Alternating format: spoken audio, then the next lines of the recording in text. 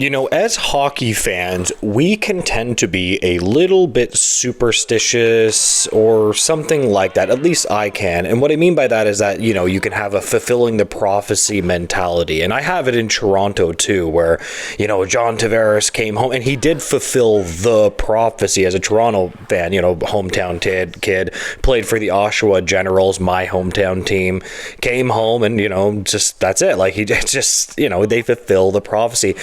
I think that sometimes, you know, our hearts get ahead of our brains in thinking that, like, sometimes something seems like it would be a good idea and it might work and the player might be successful.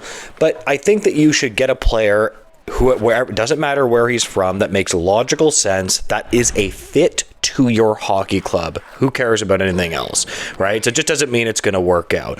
Now, this is what I would say. This is exactly the way I was thinking about this new Habs suggestion or rumor. So today we're going to be looking into Alexis Lafreniere is the type of player the Canadiens should be targeting. And I, right off the bat, have a lot of skepticism about this, especially when they are talking about which players they want to be moved or possibly could be moved.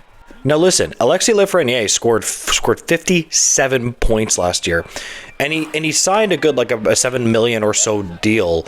And I was thinking, I remember when I saw that signing, I was thinking to myself, that's actually a pretty good contract. Like, for example, with the cap going up, we're always thinking about the cap going up, and we're always thinking about percentage of the cap that Lafreniere would take up. I really don't see this as necessarily that big of an issue because the percentage of the cap would go up. 7 million is like not that bad, around a 60-point player, and I was figuring that he could grow on that. Now, this year, though, he, in my opinion, has taken a little bit of a step back. I mean, again, 45 points in 82 games for 7 million. Again, in my opinion, at that level, you need to be putting up 60 points.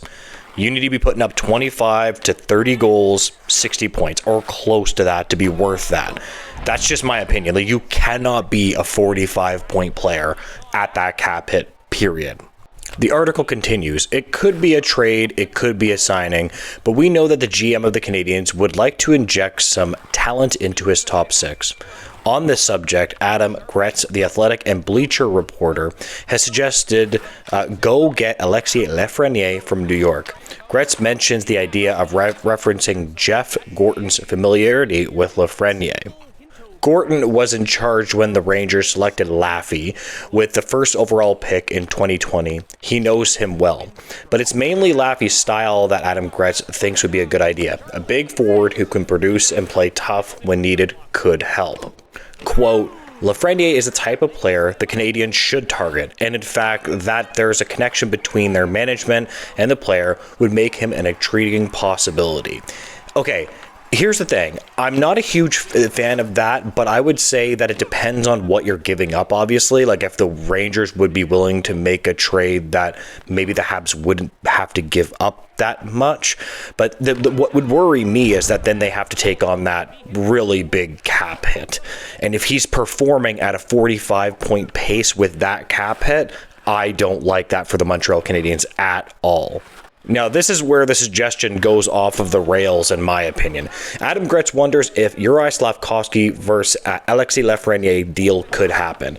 So, right off of the bat, I just wouldn't do that at all. I just don't think that makes any sense for the Canadiens. Now, to give Slafkovsky credit, he has had two back-to-back 50-point seasons. Last year, he scored 51 points when Lafreniere only scored 45. It is interesting, though, that the entire cap hit is a lot of the same. It's like 7.7. I'll put it up on the screen right now. Their cap hits are actually pretty similar. So a trade like that could happen. I would never consider that unless the Habs were getting a guaranteed win. Again, question of this video, though, would you guys consider that? I'm voting no, obviously. I just don't see it right now. I think that they should stick with Slav. Not only that, but I don't really think that it fits an area of need for the Montreal Canadiens. I think that the Canadiens should use their assets to target the biggest area of need. I think the center position for sure. I think that Kirby Dach is, I mean, he's irrelevant right now because he's always injured. He has such issues. You got Dvorak, and I'm like, I don't like that. They need, to me, to get a proper centerman and maybe even a good well, they have Jake Evans, to be fair. I like Jake Evans. I think that he can play on a third line. So I just don't think that this targets an area of needs. It's almost like shuffling deck chairs, and honestly, shuffling deck chairs that actually might make it worse for the Habs, maybe. I suppose you could argue that Lafreniere could go off, but it's just such a gamble for no reason. Slafkovsky, I'm not necessarily saying that he's shown that he can be a frontline forward, but 50 points is pretty good, and he's shown a level of consistency for the Habs. Now, when it comes to Slafkovsky, though, I am going to be looking for him to take a massive step next season. I really am. He's off his 3-year contract, entry-level deal now. I want him to take a big step. I think the Montreal Canadiens were good with him in getting ahead and signing him to a contract that's long-term, especially with the cap going up. Again, I'm just super interested to see what's going to be happening with contracts going forward, if players are going to hold out because the cap is going up, what the free market is going to say. But this is a contract I'm a fan of because a lot of people are stuck back in 2017 and 2018 where the cap was, and we're in 2025 right now. And so that's why I tend to like that contract from Slafkovsky. I mean, can you imagine if he turns into like an 80, 85 point, even a 75 to 85 point big player like that signed to that type of contract? This could be the type of contract that could look really, really, really good for the Montreal Canadiens. So anyways, I think I am going to leave this video here. If you can make sure to like, comment, and subscribe, I would greatly appreciate it, guys. And make sure to have a great day. Goodbye, guys.